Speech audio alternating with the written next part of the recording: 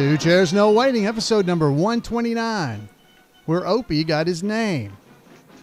Two Chairs No Waiting is brought to you each week by the good folks over at weaversdepartmentstore.com. Drop by over at Weavers and pick up some of the great Mayberry things you can find there. It's loaded with stuff that I know any Mayberry fan's going to love. weaversdepartmentstore.com. Two Chairs No Waiting is also brought to you by donations from listeners like you. Tonight's executive producer of Two Chairs No Waiting, number 129, is Jay Hicks.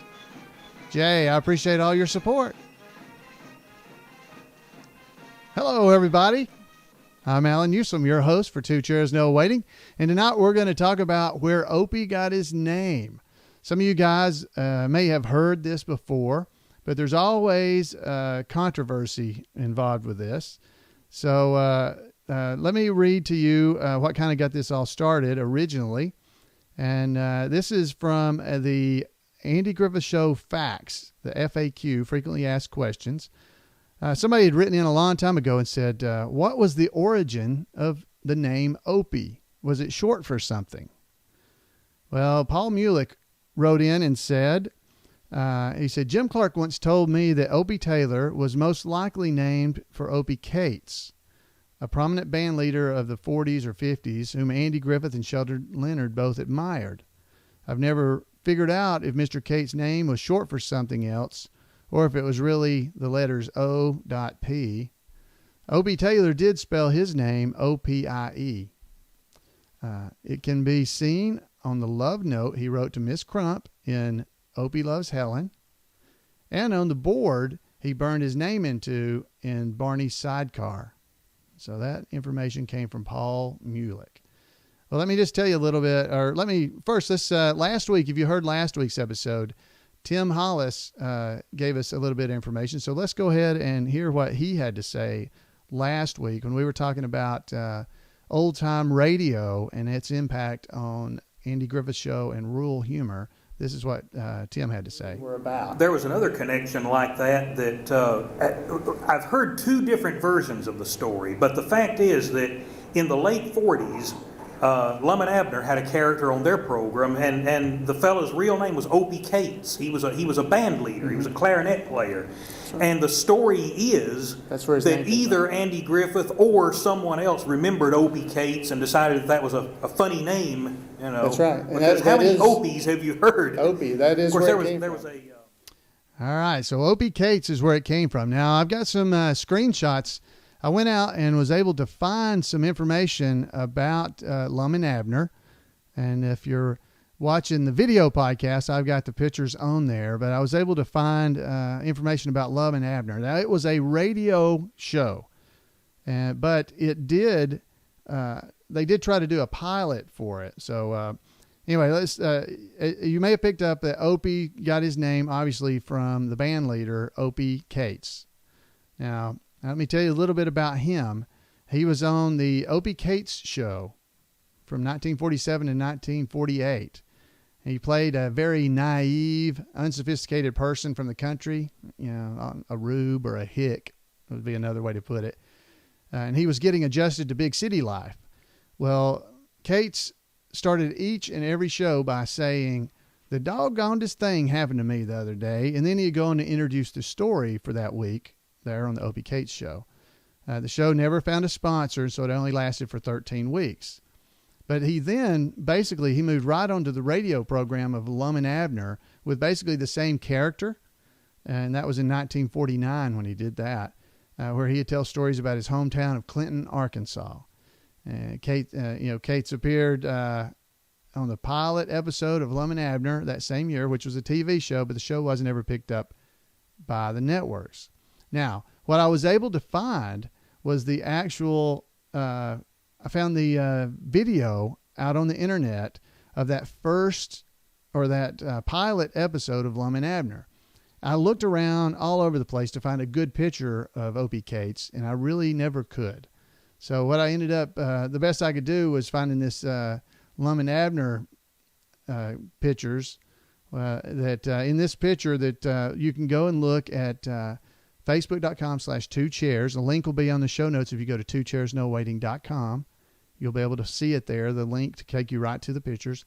On there, he was in a scene with Andy Devine. You may remember him from some old westerns and stuff. Is where he came from. So let's hear a clip here of Opie Cates. Now, the first voice you're going to hear is Andy Devine, and you'll probably recognize his voice. But Opie Cates is in this same clip. Now watch me, Opie, and I'll show you just how to sew a plug. Doggone it, I wish that Abner would hurry up and get on over here. You know, we ought to be out on that lake right now. Now pay attention, and I'll show you how this is done. There. Oh, Poor Betsy got a backlash. I did not. All right, so that was it. Now, what they were talking about on this episode of Lum and Abner, and you can go, I'll have the link to it as well. You can go to the Internet Archives at, I think it's archive.com, and you can actually watch this Kinescope version of Lum and Abner. And you'll be able to see Opie Cates, where Opie's name came from. Now, you got to remember, Andy watched this and listened to it. He probably he didn't see this, I suppose, the video, but he listened to Lum and Abner on the radio, when he was growing up. He liked this character of Opie Cates, and that's where he got the name for Opie. So, but you'll be able to actually go out here and watch that and be able to see him. Now, on this episode, if you don't know anything about Lum and Abner ran a store, and Abner was wanting to go fishing, but Lum, was thinking he needed to keep working. So what was happening in this part here, Andy Devine's character and Opie's character were waiting on Abner to sneak away from the store to be able to go out fishing with them. So that's what they were sitting around with their fishing rod and trying to reel it in. They were just throwing it, and he did a bird's nest when he threw it. So he was having to fix his line. But they were waiting on Abner, and the scenes go through, and then Opie Cates goes back into, because Lum's trying to get Abner to admit he's not really sick, because he's trying to act like he's sick. So he takes him home, and he's going to doctor him until he's well. So now Opie and Andy Devine's character, Mose, are going to try to sneak him out of the house. So this is Opie. He's trying to get Abner to get into this trunk. So I just want you to be able to hear his voice, so you'll hear Abner and Opie talking in this part. Let's see. Let's go. Hello. Well, Opie Cates, what do you want? I want, no, my Aunt Manny wants to borrow that chest over there. What for? I was afraid that question would come up. What did you say? I say, what for? Fur, that's it. You see, my Aunt Manny has a very valuable rabbit skin coat, and it seems like the moths are kind of getting into it. Thank goodness for phones ringing. That blame phone. Now, Abner, don't you try none of your fancy tricks. Opie, what in the world are you worrying about a chest at this time for? Why don't you and Mose get me out of here? Mose sent me in here. You reckon you can get in this chest here, Abner? What for? Well, don't ask questions. Just get in it, and I'll try and drag you outdoors. Oh, might have known old Mose would take us up. Okay, so that was Opie. You hear the real southern drawl in his voice, and Abner there at the end. Lum was the one at the beginning of the show talking to him, but that's Opie Cates. Now, he was a clarinet player back in that time frame.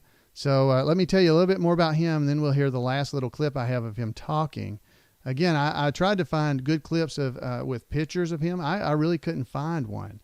So this, let me tell you what I found. I was searching for that stuff, and I guess this is bad on me, because this, as I searched for it, I found on Wikipedia an article about Opie Cates, and on there was a reference to me, and I was like, what in the world? So this is what I found. This is an email I received back in 2009 from Opie Cates' granddaughter, and let me just read it to you. It says, hey, folks, I'd sent this to the Who's Been Messing Up the Baltimore Digest. It says, hey, folks, I got an email today from Opie Cates' granddaughter, Lisa Jane Hayes Brown. Her last name's Hayes Brown. Lisa Jane Hayes Brown. And I thought you might like to read it. And she was referencing the Mayberry facts that I'd read to you earlier about what was Opie, where did his name come from? And she says, She says, I was reading about my grandpa, Opie Cates, online and came across your website. A lady asked a question about where the name Opie came from and what it was short for. And was it short for anything? I can answer both questions. First, Opie came from Opie Cates, the band leader. You are correct. Second, the name is not short for anything. His full name was Opie Taft Cates. I hope this helps. Please contact us if you have any further questions. Sincerely, Lisa Jane Hayes Brown. So, hey, that's a great source of information, straight from the source. Well, close to being straight from the source anyway.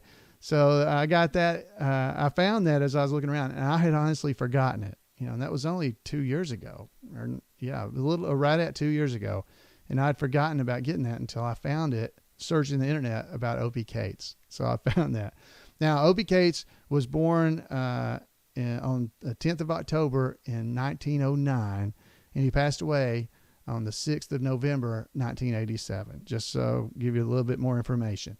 Now, we're going to hear this final clip of Opie, and he has gotten Abner into the trunk, and they're going to try to sneak him out so they can all go fishing. And Lum had been distracted by that telephone call that he had gotten, you heard just a second ago, from Mose, who tried to call him to get him out of the room so that Opie could sneak Abner out of the house in that case, or in that trunk. So here's the last clip. And this one, Opie's trying to carry it outside, carry that trunk outside, and Lum decides he'd help him because he doesn't know that Abner's in that trunk. So here's the clip. Wait a minute, Opie. I'll help you with that. Oh, no, I can handle it. It's light as a feather. Well, that thing's heavy. Heavy enough to have a dead body in there. It might be. Let's look and see what's in there. No, now, Lum, it ain't light to snoop. All right, let's try it again. No, Lum, I can handle this by myself. Opie, it's too heavy for one man to handle by himself.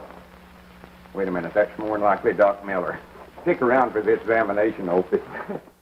Okay, so as you can tell, Lum doesn't know that Abner's in the trunk. Opie's trying to sneak him out, and of course, crazy things ensue from that. It's a situation comedy, kind of like Andy Griffith's show or any other show that was funny like that.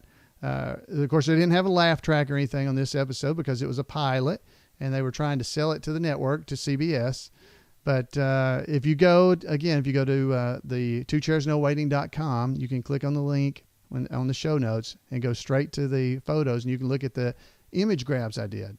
Now, there'll also be information in the show notes that will contain the link so you can go and watch this episode. This is a video. It is a Kinescope. Now, a Kinescope, I don't know if y'all know what that is. I've always heard that term.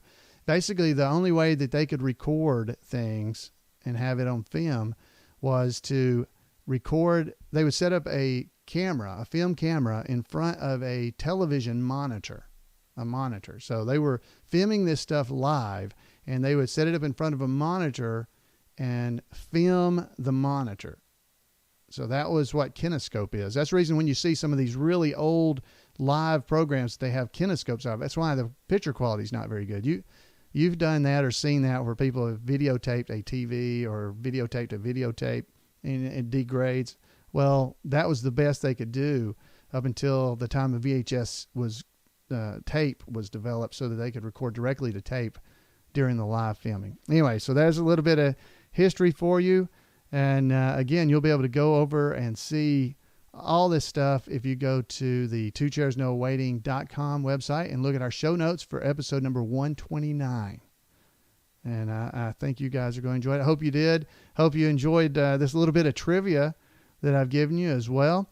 And I'm glad Andy and Sheldon Leonard wanted to name Opie, Andy's son, after Opie Cates. Because this is an interesting bit of history for us Andy Griffith Show fans. So, folks, that's all I have for you tonight. And I'd love to hear from you. I'd like to hear some of your comments about this kind of thing. You can call me at 888-684-8415. You can email me at floyd@imayberry.com. You can leave messages on the show notes page at twochairsnowaiting.com, or you can drop by over at facebook.com/twochairs, leave messages there. Any of those ways, I'd love to hear from you, and I really do want to thank you for dropping by tonight, and we'll see you guys next week on Two Chairs No Waiting. Bye.